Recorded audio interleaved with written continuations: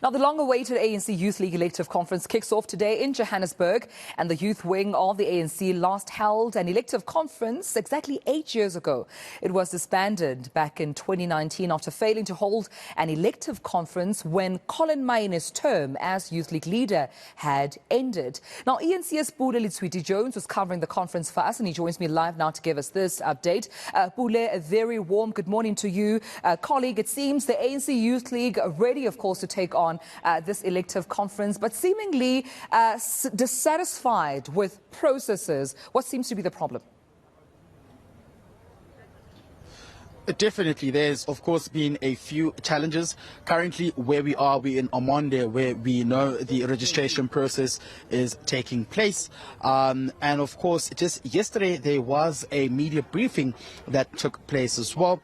We saw some of the officials who will be coordinating the ANC Youth League, giving ANC Youth League conference, giving of course some of the rules and dynamics that are expected to unfold here.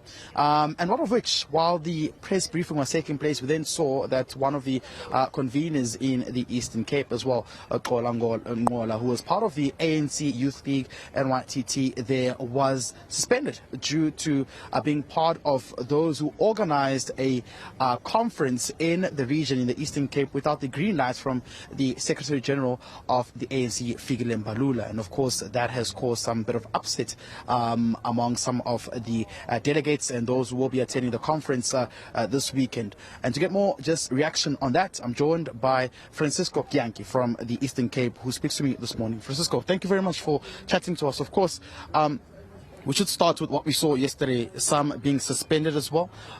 Is this something you welcome as the Eastern Cape? Thanks to you and welcome, and also greet the viewers at home. We must be precise on this matter. It's something that we have requested, and we must give a context of what happened. Comrade Kola was suspended on the basis that he went to Eastern Cape and presided over a bogus conference.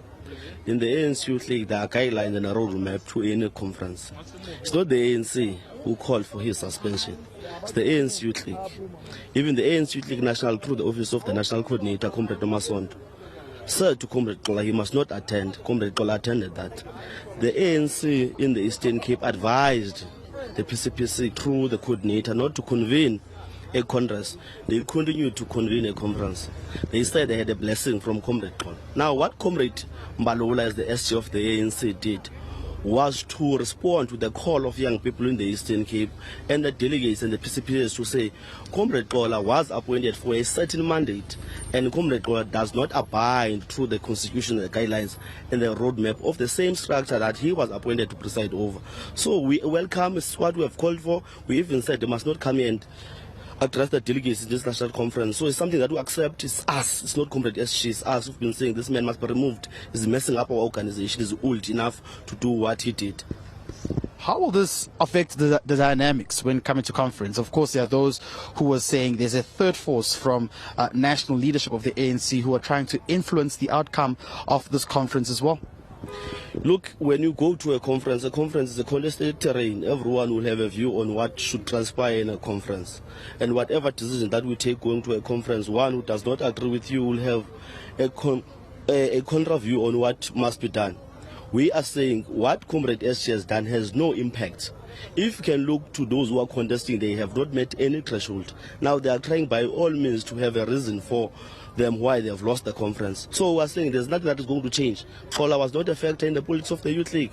There's nothing going to change. He remains a person who was given a task to preside over NYTT, to deliver a conference. We are here, we're going to deliver a conference without him. There's nothing that's going to change because he was not a factor.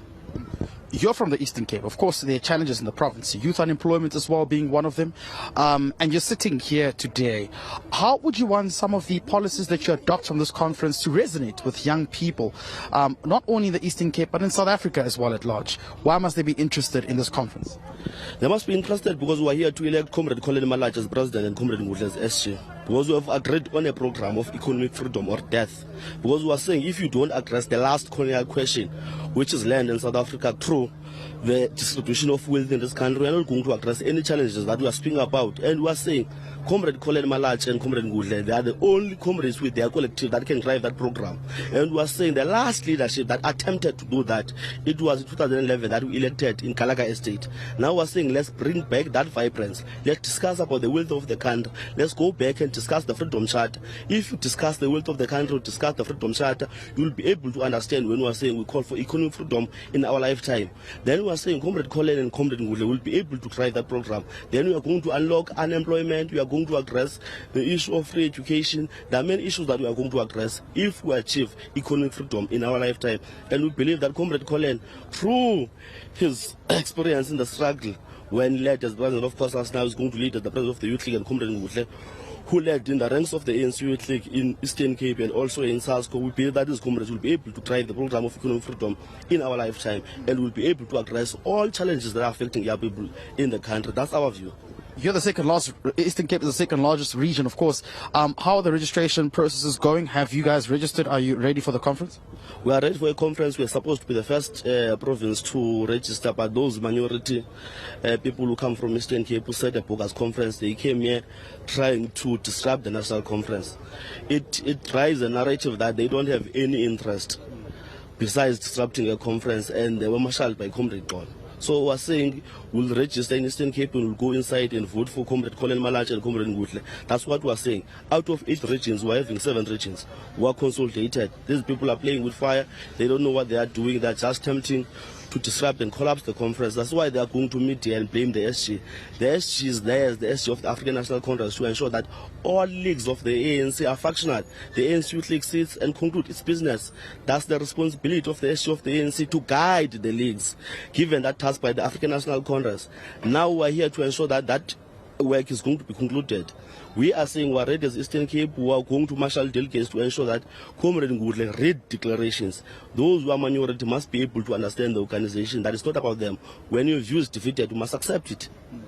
That's our view. Thank you very much, Francisco Yankee. Of course, that's the PCP member in the Eastern Cape as well, representing the ANC Youth League. And what they're saying is that, of course, there seems to be some sort of attempts to try and disrupt the conference because one of the conveners in the Eastern Cape, of course, from the ANC Youth League, was suspended by the Secretary General yesterday for allegedly convening a conference within the province, which was, of course, not in line with some of the prescripts of the ANC Youth League. That's one. But secondly, they say that the importance of this conference sitting is to address some of the challenges, of course, that's affecting youth throughout the country. So we're waiting to see how that will unfold. Of course, now it's registration period. Some of the regions are coming here on Monday to come and register and ensure that they can participate in the conference as being officials or delegates or non-delegate members as well.